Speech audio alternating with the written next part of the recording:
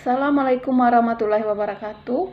Perkenalkan, nama saya Wulan Purwati Ningsih. Saya peserta Latsar tahun 2021, angkatan 2, kelompok 1. Di sini saya akan mempresentasikan tentang potret etika publik di Indonesia dan solusi etika publik pada masa pandemi. Etika publik adalah refleksi tentang standar atau norma yang menentukan baik atau buruk, benar atau salah, perilaku, tindakan, dan keputusan untuk mengarahkan kebijakan publik dalam rangka menjalankan tanggung jawab pelayanan publik. Dalam konteks ini, kita membutuhkan etika publik untuk merefleksikan pelayanan publik dan integritas publik. Adapun potret etika publik di Indonesia sendiri. Sebelumnya, kita harus mengetahui apa itu yang dimaksud dengan pelayanan publik.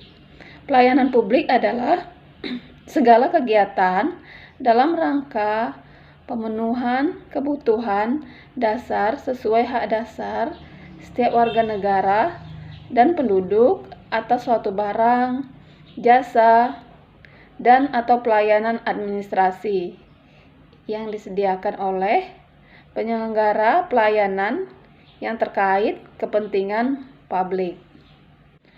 Menurut Undang-Undang Nomor 25 Tahun 2009, Pasal 34, bahwa pelayanan publik harus berperilaku adil, tidak diskriminatif, cermat, santun, ramah, tidak memberikan pelayanan yang berlarut-larut, serta nyaman.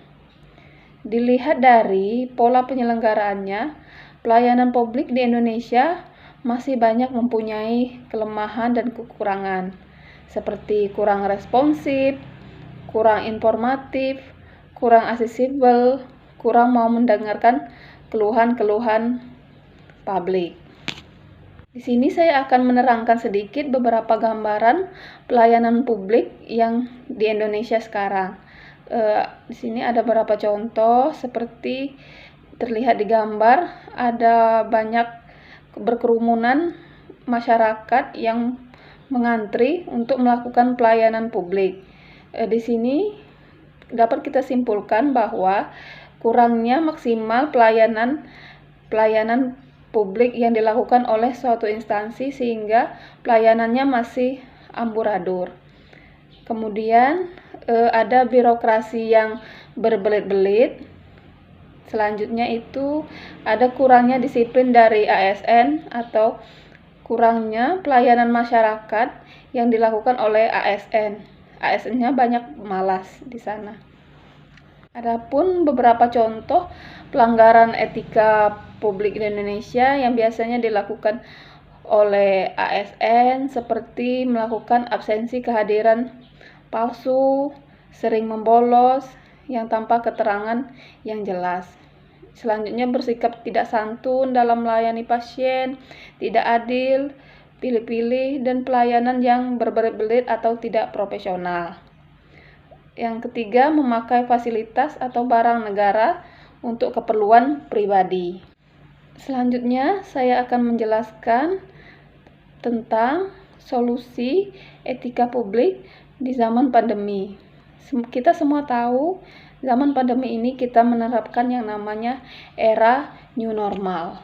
Di sini kita sebagai tenaga kesehatan harus menerapkan dan mensosialisasikan etika publik mengenai era new normal sendiri, yaitu tentang pemberlakuan protokol kesehatan di masa pandemi sekarang ini.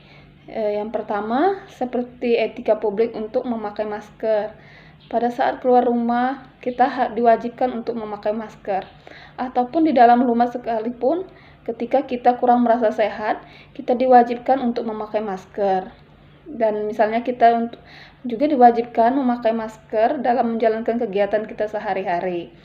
Misal sebagai tenaga kesehatan, kita harus berani untuk menegur jika ada pasien yang tidak menggunakan masker. Kita harus mensosialisasikan dan mendidik, membudayakan untuk selalu memakai masker.